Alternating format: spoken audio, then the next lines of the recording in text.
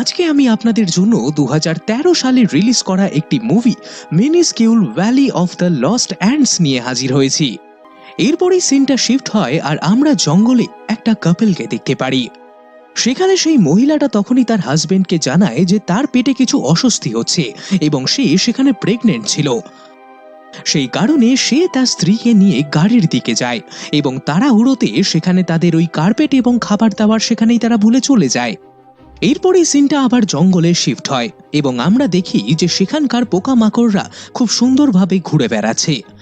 আর সেখানেই আমরা 3টে লেডি বাগের বাচ্চাকে দেখি যারা সবেমাত্র ডিম থেকে ফুটে মাটিতে এসে পড়ে। সেখানে এরপরেই তাদের বাবা মা উড়ে তাদের কাছে আসে এবং সেখানে তারা তাদেরকে ওড়ানো শেখায়। কিন্তু প্রথমে তারা 3জনই ভালো করে উঠতে পারছিল না এবং তাদের মধ্যে একটা বাঘ তো সেই পাথরের মধ্যে গিয়ে পড়ে। কিন্তু ইতিমধ্যেই তারা তাদের বাবা মাকে দেখে উড়তে শিখে যায়।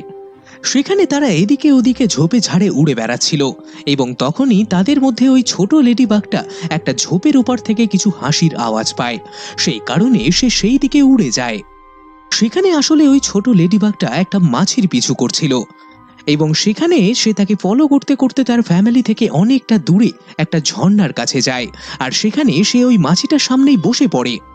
সেখানে এরপরই ওই লেডি বাগটা যখন ওই মাছিটার সঙ্গে কথা বলার চেষ্টা করে তখনই দেখা যায় যে আরো বড় বড় 4টে মাছি সেখানে চলে আসে এবং তাদেরকে দেখে মনে হচ্ছিল যেন তারা ওই লেডি বাগটাকে এবার খেয়েই ফেলবে।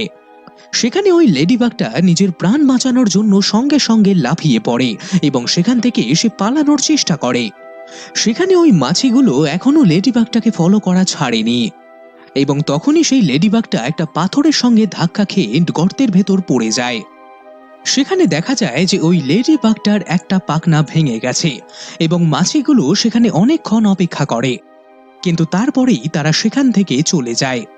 এরপরেই আমরা দেখি যে সেই লেডিবাগটা তার একটা পাখনা দিয়ে ওড়ার চেষ্টা করে, কিন্তু সে সেখানে উঠতে পারে না। আর এর পরের মুহূর্তেই সেখানে ভারী বৃষ্টি শুরু হয়।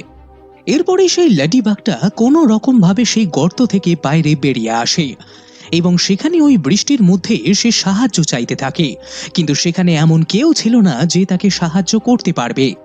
এরপরেই সে বৃষ্টির হাত থেকে বাঁচবার জন্য মানুষদের ছেড়ে যাওয়া একটা চিনির কৌটোর ভেতরে ঢুকে পড়ে এবং সেখানেই সে তার রাতটা কাটায়। পরের দিন ভোরবেলা আমরা দেখি যে সেই লেডিবাগটা অনেক চেঁচামেচির আওয়াজ শুনে সেই ডাব্বাটা থেকে বেরিয়ে আসে এবং তখনই সে দেখে যে যেই মানুষেরা খাবারের জিনিসপত্র সেখানে ফেলে গেছিল সেগুলোকেই এখন নানা ধরনের পোকামাকড় সেখান থেকে উঠিয়ে নিয়ে যাচ্ছে।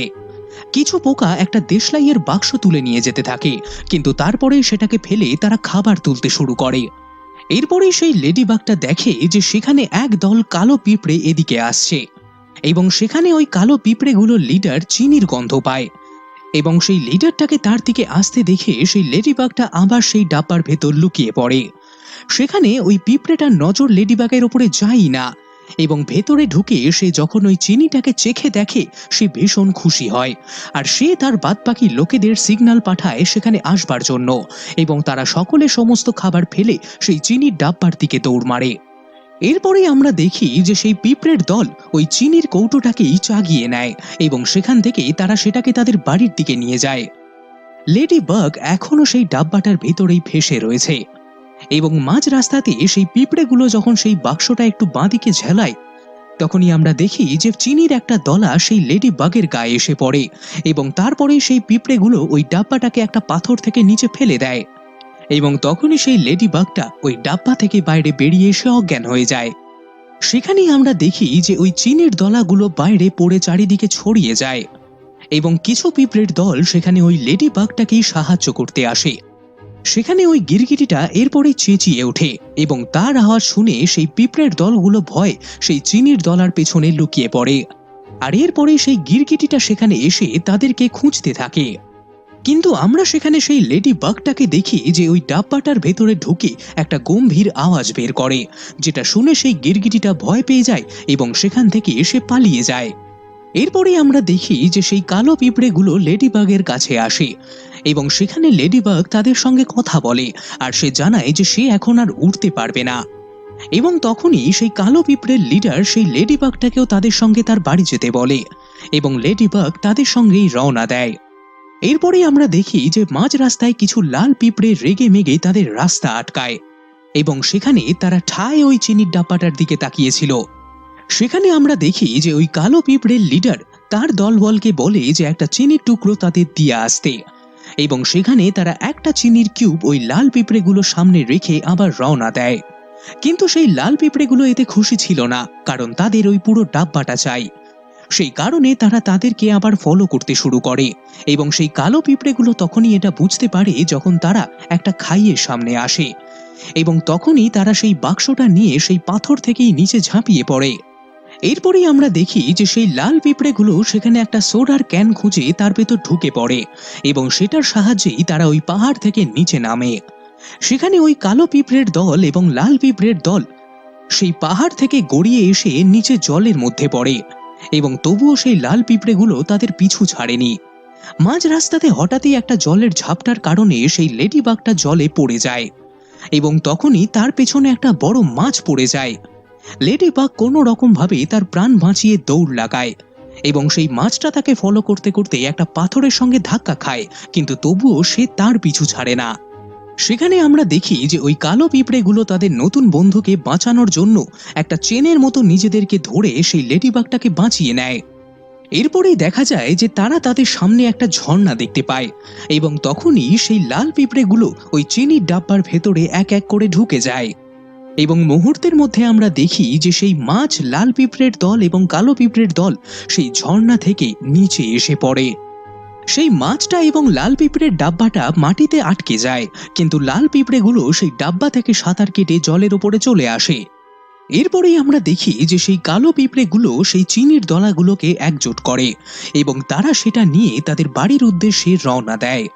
মাঝ রাস্তাতে সেই লেডিবাগটা কিছু চেনা আওয়াজ শুনতে পায়, এবং দেখে যে পাশেরই একটি পাথরে কিছু লেডিবাগ রয়েছে, এবং সে একটা পাখনা দিয়ে বেশি উঁচুতে উঠতে পারে না, এবং তখনই সে আবার নিচে পড়ে যায়। সেই কারণে সে আবার ওই কালো পিঁপড়ের সঙ্গেই যোগদান করে। এর কিছুটা পরেই আমরা দেখি যে সেই লাল পিঁপড়েগুলো এখনো তাদের ফলো করছে, এবং সেই কালো পিঁপড়েটা সামনে একটা গাড়ির রাস্তা দেখে, এবং গাড়ি আসতে দেখেও সে থামে না, এবং লাল পিঁপড়েগুলো সেখানে হার মানে না। সেই লাল পিঁপড়ের লিডার তো সেখানে পার করে যায়, কিন্তু তার সাথীরা সেই গাড়িটা দেখে ভয় পেয়ে পিছনে সরে যায়, এবং কালো পিঁপড়েগুলো ভাগ্যবশত সেখানে বেঁচেও যায়, আর তারপরেই তারা তাদের বাড়িতে চলে আসে। সেখানে ওই লেডি বাগটাও কালো পিঁপড়েদের ঘরে ঢুকে পড়ে, এবং তখনই সে দেখে যে সমস্ত কালো পিঁপড়ে নিজেদের নিজেদের কাজে ব্যস্ত, এবং তারা রকমারি খাবার তাদের রানীর সামনে নিয়ে রাখছে, এবং রানী যদি তাতে সন্তুষ্ট হয় সে তাদের একটা করে ডিম দিচ্ছে। এরপরে রানী যখন সেখানে সেই চিনিটা চেখে দেখে সে ভীষণ খুশি হয়, এবং অনেকগুলো ডিম তাদেরকে দিয়ে দেয়। অন্যদিকে সেই লাল পিঁপড়েটা সেখানে তাদের বাড়ির ঠিকানা জেনে নিয়েছে, সেই কারণে সে তার রানীকে জানাতে এটা ফিরে যায়। সেখানে ওই লাল পিঁপড়েটা যখনই তার রানীকে এই ব্যাপারে জানায়, তখনই সে তাদের ওপরে আক্রমণের হুকুম দেয়, এবং মুহূর্তের মধ্যে তারা নানা ধরনের জিনিস একজোট করতে শুরু করে, এবং তারপরেই তারা সেই কালো পিঁপড়েদের ঠিকানার উদ্দেশ্যে রওনা দেয়। আমরা দেখি যে সেখানে রাত হয়ে গেছে, এবং ওই কালো পিঁপড়েগুলো এখন শান্তভাবে ঘুমোচ্ছে। সেখানেই আমরা ওই লেডিবাগটাকেও দেখি যে এখন ঘুমিয়ে ঘুমিয়ে তার পরিবারের সঙ্গে ওড়ার স্বপ্ন দেখছে, কিন্তু তখনই হঠাৎ তার ঘুম ভেঙে যায়, এবং সে সেই কালো পিঁপড়েদের বস্তির সব থেকে উঁচু একটা জায়গায় চলে যায়। সেখানেই সে দেখে যে তার আর একটা পাখনা বেরোচ্ছে, এবং সে এটা দেখে খুশি হয়ে যায়। পরের দিন সকালবেলা আমরা দেখি যে সেই কালো পিঁপড়ের দল হঠাৎই কিছু আওয়াজ পায়, এবং তারা বাইরে বেরিয়ে এসে দেখে যে সেই লাল পিঁপড়ের দল তাদের এলাকা ঘিরে ফেলেছে, এবং সেখানে তারা গোলা বারুদ নিয়ে তাদের উপরে আক্রমণ শুরু করে দেয়। সেই কালো পিঁপড়ের দলও সেখানে নানা ধরনের জিনিস দিয়ে আটকানোর তাদেরকে চেষ্টা করে, কিন্তু সেই লাল পিঁপড়েগুলো তাদের আক্রমণ করেই চলেছে। সেই কারণে বাধ্য হয়ে সেই কালো পিঁপড়ের রানী তাদের লিডার এবং লেডিবাগকে তাদের সেই পিঁপড়ের সায়েন্টিস্টের কাছে পাঠায়।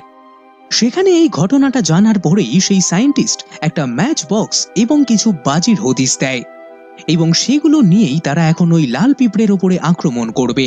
অন্যদিকে সেই লাল পিঁপড়ের দল এখন কালো পিঁপড়ের সেই মহলের দরজাটা ভাঙার প্রস্তুতি নেয়, এবং আমরা দেখি যে তারা বাজিগুলো নিয়ে তাদের ওপরে সেট করতে শুরু করে।